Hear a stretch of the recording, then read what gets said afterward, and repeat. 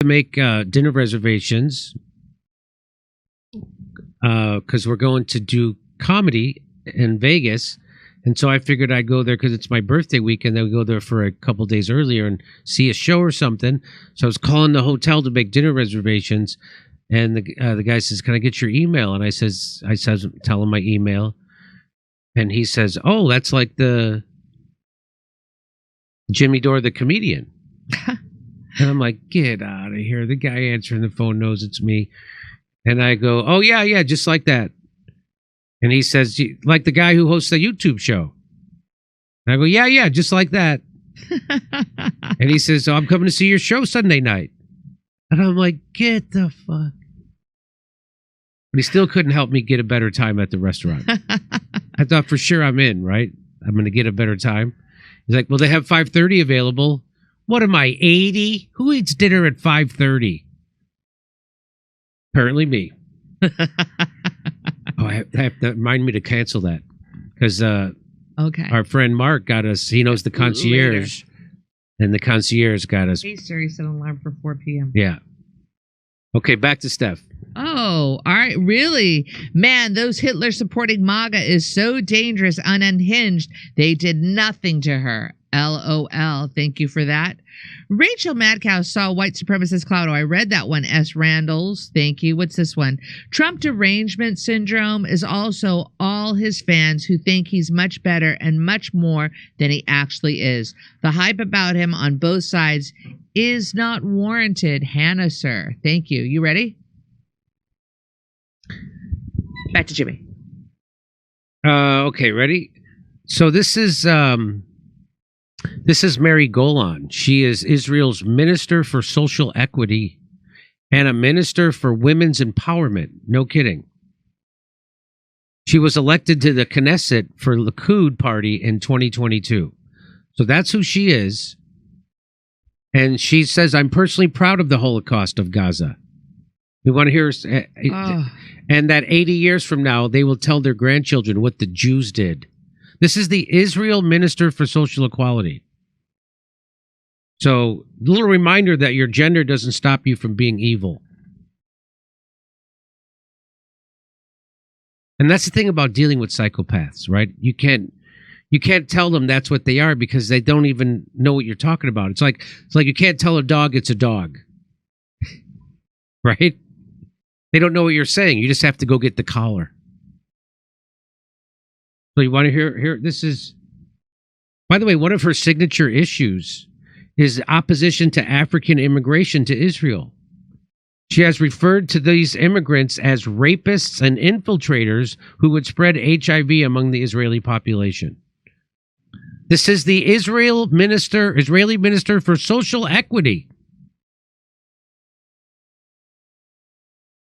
Just to show you the degree of absolute antimatter reverse universe hell that's going on inside a Zionist head. This is the Israel Minister for Social Equality. Let's listen. Here she is addressing a leftist Israeli parliament member who describes himself as an anti-Zionist and who was nearly expelled from the Knesset in February after announcing support for South Africa's case in the International Criminal Justice or International Court of Justice against the ICJ, whatever the fuck that stands for, against Israel over the assault on Gaza. So this is her response. תקשיב טוב, אדון גייסט 50, מר כסיף, לא אתה ולא השותפים שלך. I'll read it. Ready? Here we go. So now listen up, Mr. Fifth Column, Mr. Kasif. Neither you nor your partners who are defending you from home and abroad matter to us even one bit. This government doesn't stutter about you. You can keep dreaming that we will end the war without victory. We are not ashamed to say that we want to see the soldiers of the IDF, the holy heroes of ours, catching Sinwar and his terrorists at the Gaza Strip on their way to the dungeons. Wait, come on, back it up. On their way to the dungeons of the prison authority. But Ben Gavir's prison authority, not of Bar-Lev or... Wow, she talks fast. Bar-Lev, come on. Or McIlhany? I don't know what that means. Or in the best case scenario, to a coffin.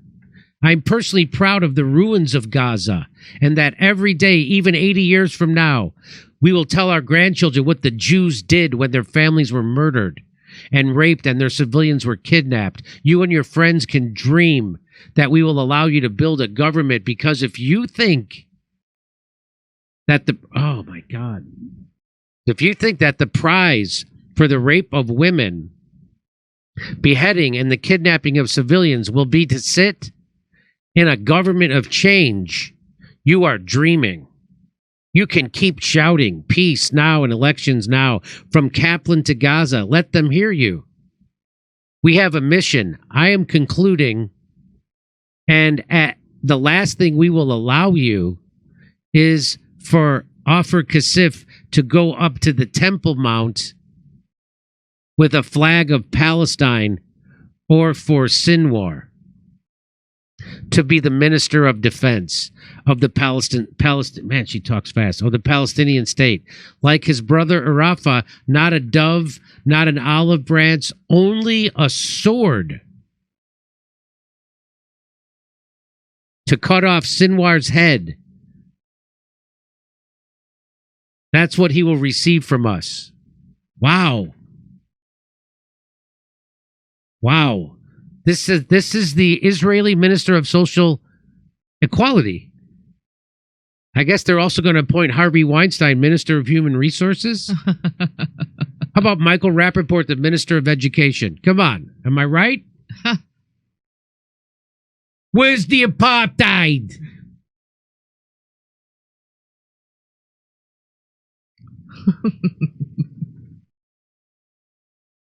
So not to this, you know what it reminds me of? Remember this video? I showed you this before. Speaking of being proud of committing war crimes 80 years later, listen to these Israelis. Okay, you can turn it down. This is what he says. Oh, it's hard to read. In the War of Independence, we knew one simple thing. And what was that? It's either me or them.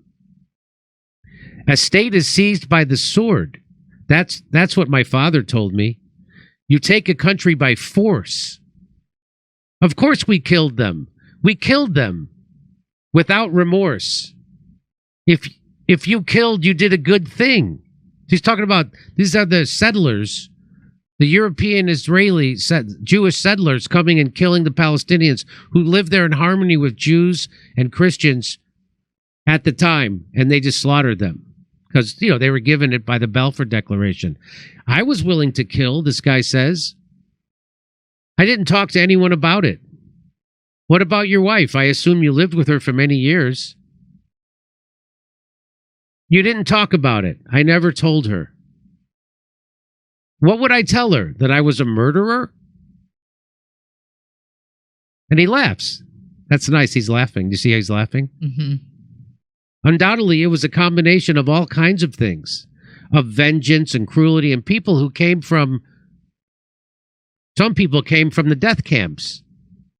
The question is, what happened there that the people were in such a trance that, based on several testimonies, they released their anger on everyone they saw? He took a step back with a gun, bang, bang, bang, he killed them all. They removed them from their homes in pajamas. They took them like cows in front of them, and they killed them. During battle, if someone raised their hands, I didn't take captives. How many people do you think you killed this way? I didn't count. And he's laughing. I can't really know. He grabbed a woman, young and good looking, went into a house, prepared a bedroom, and wanted to fuck her. They're all laughing as they say this stuff. The girl came back half dead like a rag. One guy raped a 16-year-old girl or something of the sort. Look, he's laughing. They're all laughing. You understand? But this is very ugly.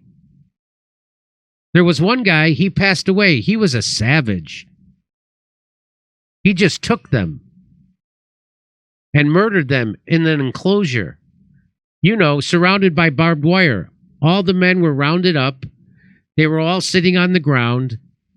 and someone comes and takes a machine gun and starts and then reloads the cartridge.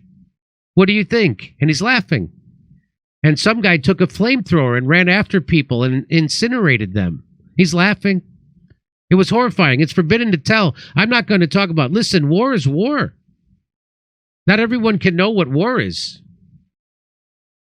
And I say whoever wasn't there can't judge anyone else. Well, that's convenient for you, isn't it? So that's how they founded Israel. Just so you know. That's how it got founded. And that's not Palestinians telling you that. That's the Israelis who did it. Okay. Speaking of being proud of committing war crimes 80 years later. Wow. There you go. Okay. Over stuff. It's a nightmare. Jofus Jimmy says, hair looking good, Jimmy. I appreciate that. Hair looking good. All right. Jagger was winking at Trudeau's mom's groupie days, and the crowd missed it because our media finds the sexcapades of a woman in the throes of bipolar unseemly to report on. P.S. They're right. Jagger is a pig.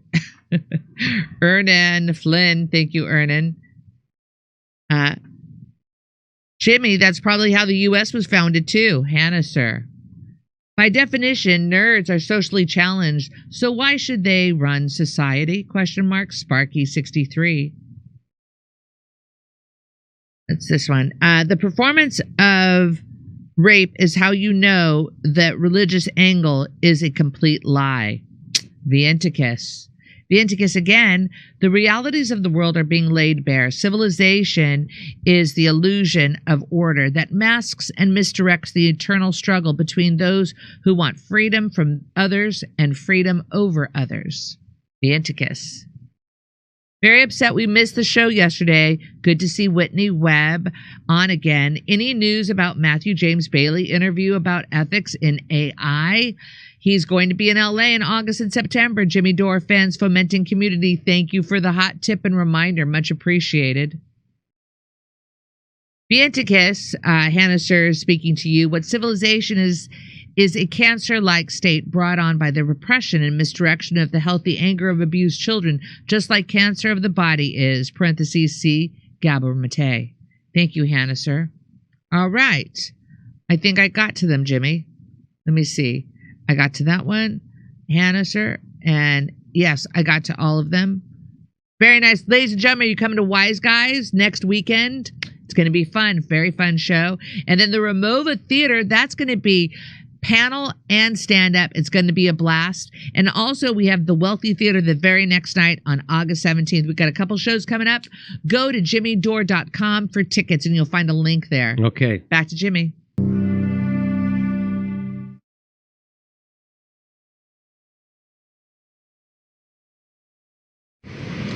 Diamonds are a great example of how desire has been manufactured. Again, the most important thing to know about diamonds, there's two major myths. The first myth about diamonds is that diamonds are rare, and they're not. Diamonds are really common, and their value does not come from their scarcity. And the 20th century, in fact, has been the story of how diamonds have been restricted from entering the market. The second myth about diamonds is that they're connected in some intrinsic way, to love and to marriage and to courtship. And again, this is a story that was created around 1947, when a copywriter at the NWA's advertising agency in Madison Avenue, not far from here, came up with the slogan, "A diamond is forever." And the diamond is forever was an attempt to make diamonds a mass consumer item. And you say that now that the diamond is forever has been seen as being the quintessential thing an ad should live up to? Well, the Diamond is Forever has been identified by the advertising industry as the most important marketing campaign, the most effective marketing campaign of the 20th century. So people started saying, well, if I buy a diamond, the diamond means I love you. And the more I spend, I love you that much more. Is that what it was? Yeah. Well, the campaign actually had two goals. Okay. The campaign they wanted for women, they wanted to instill the idea that diamonds were a necessity for marriage and courtship. And for men, they wanted to instill the idea that the bigger the diamond, the greater the love. The problem with that is, what about all those poor, working class people who you want to get in the market, but who can't afford the really high-end ring? So they came up with this, it's absolutely brilliant strategy. They came up with this, the 2-month salary guideline. So it all becomes a relative thing. So even if you're not a millionaire, if you spend 2 months of your salary on a diamond, it means it shows how much you love the person you're going to marry. It was a brilliant strategy. I mean, they managed to convince men, some men, to go into debt to buy these worthless things that they have billions of sitting in warehouses. And De Beers was able to. And I love you so much, I'm going into debt for you and for us. Yeah. And most probably will still be paying off the debt when they get divorced in 2-3 years' time. The other idea. That's the American dream.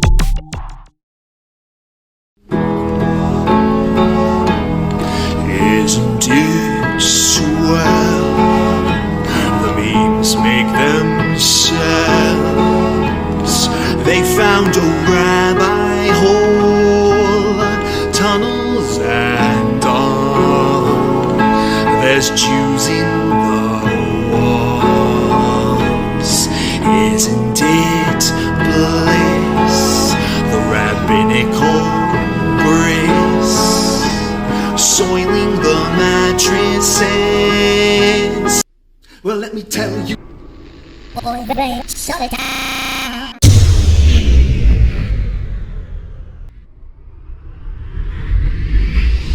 If I were Rabbi Shmuley and diddle diddle diddle digga digga diddle diddle dum, all day long I'd diddle little bums. If I were a Shmuley man, I'd peddle all my dildos, dreidel dildos, selling dildos with my daughter and her mum. If I were a Jewish Shmuley man, I'd be digging with a dildo in my bum. I'd wear a grotesque nose and go grab some goyim right on the nipple with a pinch. A Shabbos lap dance brace for the youngest mensch. At this time, more than any other time, revolution is necessary. It is necessary. Not only based on what has happened with the MOVE organization, the babies that have been murdered, MOVE adults that have been murdered, bombs being dropped on us, but past that to what is happening with all black people, so-called minority people, money poor people. This government, as has been said earlier, has waged war on us. But something about us, particularly here in America, we don't really understand that. We don't really know what war is. For black people, for poor people, that people see as good, that they wasn't forced to do, that they didn't do to try to keep black people appeased, and calm down so that black people wouldn't riot. A prison situation is a crystallized example of that. You can make phone calls in prison. They have movies in prison. But they don't have those things because they just want to be nice to prisoners. They have those things because they know damn well if they don't have, people being able to contact their family, if they don't have, facilities for people to sit there and watch movies, people are going to be frustrated, upset, and they're going to direct that frustration at them prison administrators. And they're going to have riots on their hands. They're going to have people in them prisons turning them prisons out. That's why they have movies. That's why they have access to phones the way they do. And a stop to it when we don't like it, or encouraging it when it's something that's in our interest. We have to call the shots. The people have to take the reins of this system and start dictating, what we need, what needs to be done. And, taking the initiative to do it ourselves. We can't rely on this system. Don't people see what's happening? Every single confrontation that MOVE people have been involved in, every single issue, oppression, economic issues, every single issue facing our people, is something that can be dealt with very, very simply. All people got to do is make their wishes known. All people have to do is stand up and say, listen, we're not accepting that. Unity is the key. Unity is the key to revolution. Revolution ain't nothing to be afraid of. It ain't nothing to shy away from. Revolution, contrary to what officials, this system and those backing the officials running the system, want people to believe that revolution means violence, means blood in the street. I'm saying it can get to that point, but it don't have to be violent.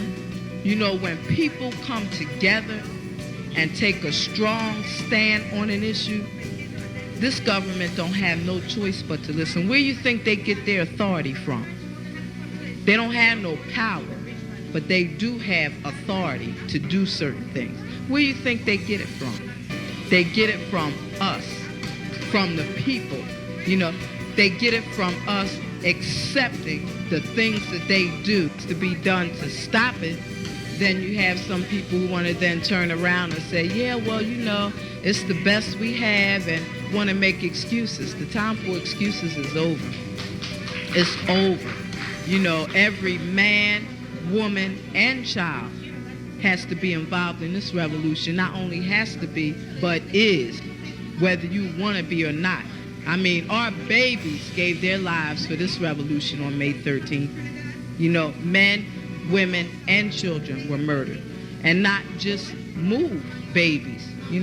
What about all of the young men, women, children 8, 9 years old shot down on the street by cops, by drug pushers? Where do you think that mentality comes from?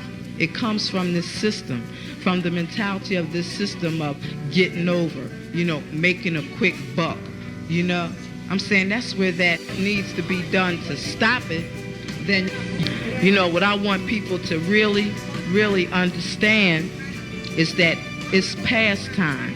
It is past time for poor people, black people, to realize that this system has failed you. It has failed you.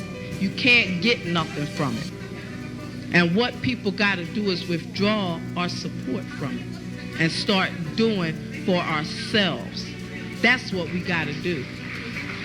How long are people going to sit back and beg, this government to do what's right when for hundreds of years, all you've gotten is a slap in the face. All you've gotten is this government kicking your ass. That's all. That's all black people have ever gotten from this government.